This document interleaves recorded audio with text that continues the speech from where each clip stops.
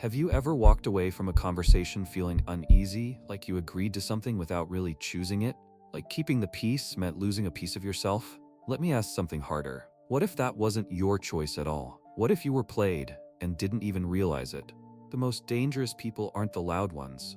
They're the quiet ones, the kind ones, the ones who smile while they steer you.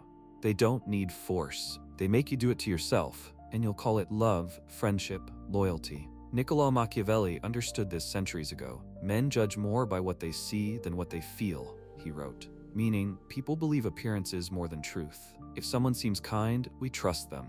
If someone acts wounded, we protect them. Manipulators don't need power. They just need perception. Real manipulation begins with your blind spots, the need for approval, the fear of rejection, the guilt for setting boundaries. The manipulator doesn't have to push.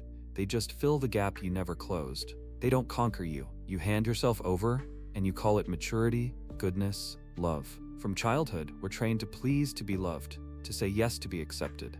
So as adults, we confuse compliance with kindness. We give in without questioning why. Manipulators don't need to fight for control. They just wait for us to give it away. Carl Jung said, "Until you make the unconscious conscious, it will direct your life and you will call it fate." Here it's even sharper. Until you expose your emotional blind spots, they'll be used against you, and you'll call it loyalty. You're not weak because this happens. You're human. Every one of us has an unhealed part that craves comfort, validation, belonging.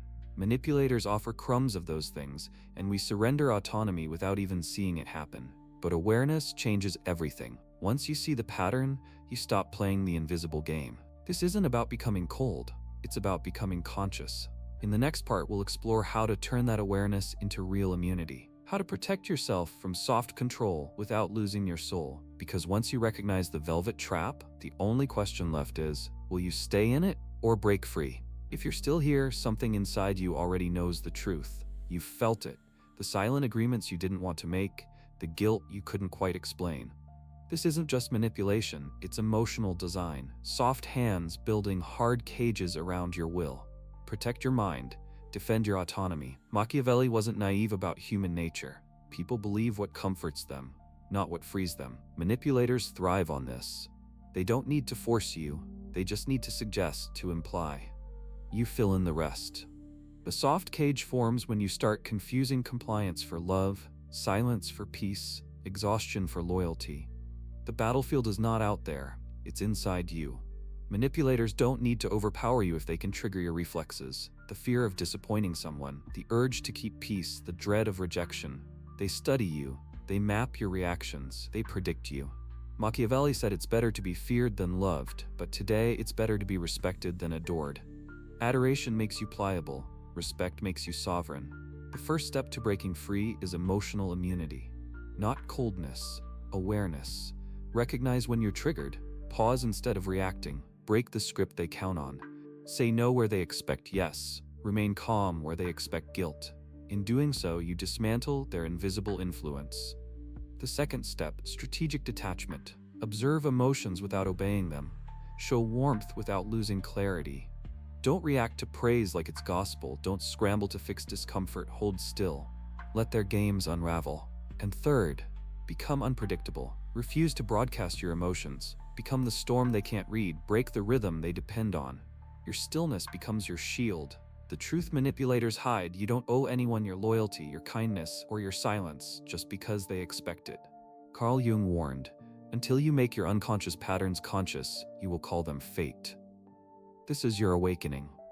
In the next part, we will face the hardest truth, when the manipulator is someone you love, and how to break free without losing yourself. Because staying silent for the sake of connection is still a form of losing. Here's where it gets harder. What happens when the manipulator isn't a stranger, but someone you love? A partner, a parent, a friend. They don't threaten, they imply. They don't shout, they sigh. You stay, not because you're weak, but because you want it to be love. Because leaving feels like betrayal. Machiavelli understood, people who depend on your emotional compliance will retaliate when you take it away. Control through closeness is more dangerous than open domination. It's built on memories, loyalty, guilt. It feels like home, even when it suffocates.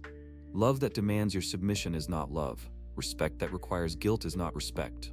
Gratitude used as a leash is not gratitude. In families, it's tradition. In love, it's devotion. In work, it's loyalty. But across all cases, it's the same pattern. Emotional blackmail disguised as care. First, set boundaries. Calmly, firmly, without explaining. A quiet no is stronger than 1,000 arguments. Second, expose the pattern. State what you see, not to fight them, but to validate yourself. When I say no, you withdraw. When I express myself, you guilt me. Third, stand firm. When the manipulator tests you, and they will, hold the line. Their anger, their silence, their sadness are not your responsibility. Machiavelli taught that power belongs to those who anticipate, not those who react. So anticipate their tactics and stay grounded. Some relationships won't survive your freedom.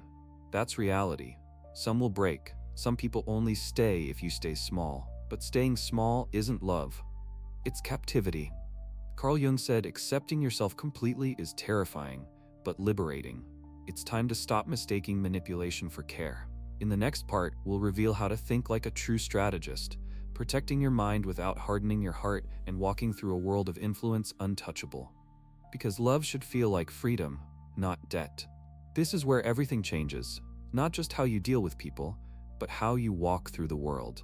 You've seen how manipulation hides in kindness, how emotional control disguises itself as love, loyalty, or tradition. But awareness is only the first weapon. The real shift, the one that turns you from a pawn into a strategist, begins when you think like Machiavelli, not to become cruel, but to become clear, sovereign, untouchable. Machiavelli wrote not for the well-liked, but for the survivors. It is safer to be feared than loved, he said. Fear not as terror, but as certainty. People don't fear cruelty. They fear unwavering clarity. Boundaries they can't move, a mind they can't bend.